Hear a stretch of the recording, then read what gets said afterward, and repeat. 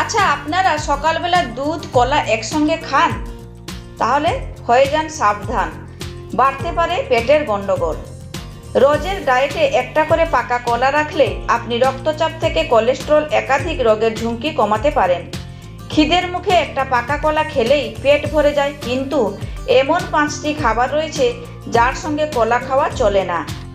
ওজন বেড়ে যাওয়ার ভয়ে অনেকেই কলা এড়িয়ে চলেন, কিন্তু রোজের ডায়েটে একটা করে পাকা কলা রাখলে আপনি রক্তচাপ থেকে কোলেস্টেরল একাধিক রোগের ঝুঁকি কমাতে পারেন।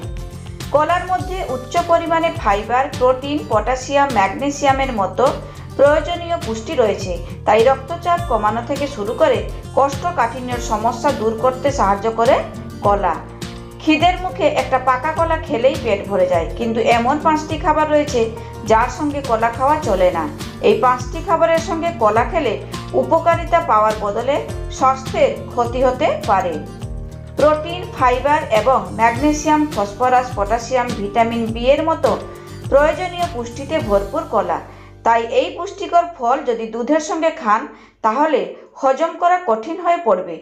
এতে পেটে ফোলাভাব ও শারীরিক অস্বস্তি বাড়তে পারে। বেশিরভাগ মানুষ প্রোটিনে ভরপুর খাবার খাওয়া পছন্দ করেন, অর্থাৎ মাংস, ডিম ভালোবাসেন, কিন্তু এই ধরনের কলার সঙ্গে খেলে হজমের গন্ডগোল দেখা দিতে পারে। প্রোটিনের মাত্রা বেড়ে যাওয়ায় হজম নালীতে গ্যাস উৎপন্ন হতে পারে। চিনিযুক্ত স্ন্যাক্স বা বেক করা খাবারে উচ্চ পরিমাণে প্রক্রিয়াজাত কার্বোহাইড্রেট থাকে। এই ধরনের খাবার কলার সঙ্গে খেলে আপনার রক্তে শর্করার মাত্রা হঠাৎ করে কমে যেতে পারে, যা শারীরিক ক্লান্তি, অস্বস্তি ও খিদে বাড়িয়ে তুলতে পারে। পাকা কলার মতোই কাঁচা কলা স্বাস্থ্যের জন্য উপকারী, কিন্তু কাঁচা কলার সঙ্গে পাকা কলা খাওয়া চলবে না। এই দু ধরনের খাবার একসঙ্গে হজম করা কঠিন, এতে গ্যাস অম্বলের সমস্যা দেখা দিতে পারে।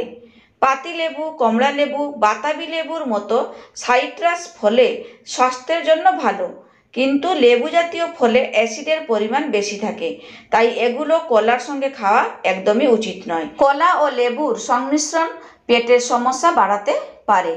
বন্ধুরা, ভিডিওটা যদি ভালো লেগে থাকে তাহলে লাইক, শেয়ার, কমেন্টস করে আমার চ্যানেলটিকে সাবস্ক্রাইব করার অনুরোধ রইল।